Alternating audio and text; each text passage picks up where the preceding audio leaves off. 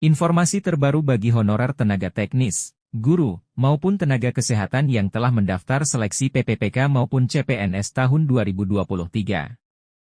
Bagi pendaftar yang berstatus honorer teknis di berbagai daerah, simak selengkapnya kabar terbaru hari ini. Ada kabar penting terbaru hari ini tentang pendaftaran CPNS dan PPPK tahun 2023.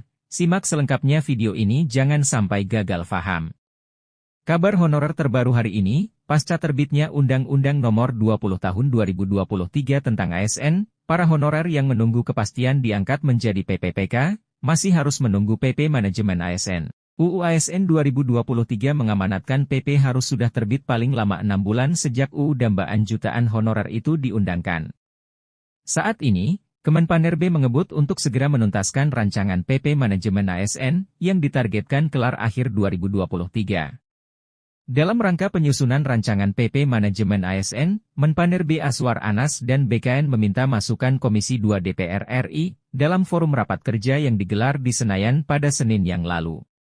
Pada kesempatan tersebut, para wakil rakyat mengungkapkan sejumlah permasalahan yang harus segera diselesaikan, terutama soal validitas data jumlah honorer yang akan diangkat menjadi PPPK. Sementara, Ketua Komisi 2 DPR RI Ahmad Doli Kurnia beberapa kali menegaskan mengenai pentingnya kepastian soal tata cara atau mekanisme pengangkatan honorer menjadi PPPK. Selain itu, harus jelas juga kategorisasi honorer yang akan menjadi PPPK penuh waktu dan siapa yang bakal dialihkan menjadi PPPK part-time atau paruh waktu. PPPK part-time bisa jadi PPPK penuh waktu. Pada kesempatan yang sama, Menteri Anas menjelaskan langkah-langkah atau tahapan penataan honorer.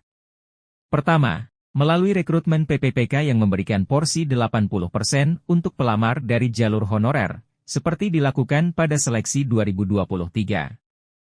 Jalur pelamar umum untuk memberikan kesempatan fresh graduate hanya dijatah 20%. Kedua, melalui proses validasi dan verifikasi data 2,3 juta honorer yang dilakukan Badan Pengawas Keuangan dan Pembangunan, BPKP, dan BKN.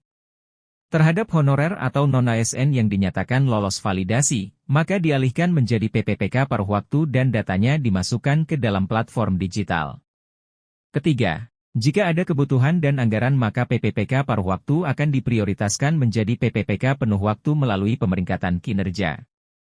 Mendengar paparan Menteri Anas, Ahmad Doli Kurnia langsung bertanya mengenai step kedua, yang berkaitan dengan honorer yang dialihkan menjadi PPPK part-time. Menteri Anas memastikan tidak ada tes lagi bagi honorer yang lolos audit.